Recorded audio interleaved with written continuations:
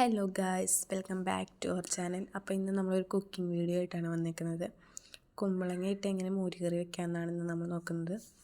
അപ്പോൾ നമ്മൾ അതിന് ആവശ്യമായ കുമ്പളങ്ങ ചെറിയ കഷ്ണങ്ങളാക്കി അരിഞ്ഞെടുക്കുക. അതിലേക്ക് മുളക് പൊടി, മഞ്ഞൾപ്പൊടി, പിന്നെ ആവശ്യത്തിന് ഉപ്പും ചേർക്കുക. അതിനുശേഷം അതിലേക്ക് ആവശ്യത്തിനുള്ള വെള്ളം ഒഴിച്ച്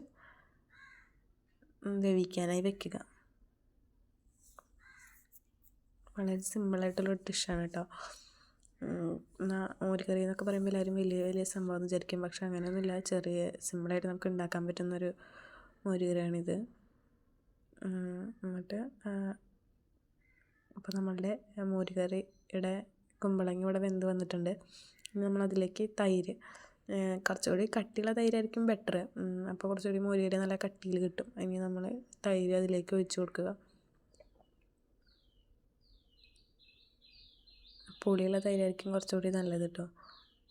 പിന്നെ ഇനി നമ്മൾ അതിലേക്കൊരു കൂട്ട് തയ്യാറാക്കണം. അതിന് വേണ്ടിയിട്ട് നാളികേരം, പച്ചമുളക്, ജീരകം, കുരുമുളക് ഇവ നല്ലപോലെ മിക്സിയിൽ അടിച്ചെടുക്കുക. ഒരു കുറുകുറേന്നുള്ളൊരു ഇതാവണ വരെ അത്രയ്ക്ക് മതി കേട്ടോ, നല്ല ഇതാവണ്ട. എന്നിട്ട് നമ്മൾ അതിലേക്ക് ചേർത്ത് കൊടുക്കുക.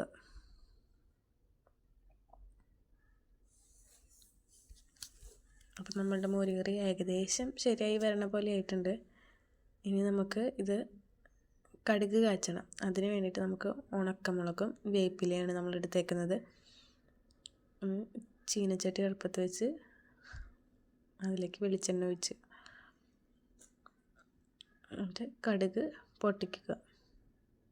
അത് നമ്മൾ അതിലേക്ക് കുറച്ച് ഉലുവയും ചേർത്ത് കൊടുക്കണം. അത് രുചി കൂട്ടാനായിട്ട് വളരെ ഹെൽപ്പ് ചെയ്യും.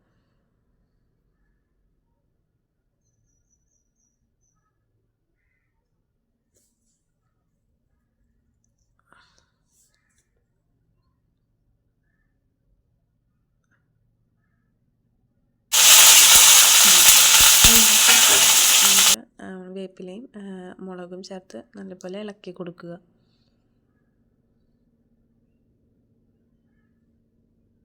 നമ്മൾ നേരത്തെ വേവിച്ച് വെച്ച മോരിലേക്ക് ഇത് ഇട്ട് കൊടുക്കുക.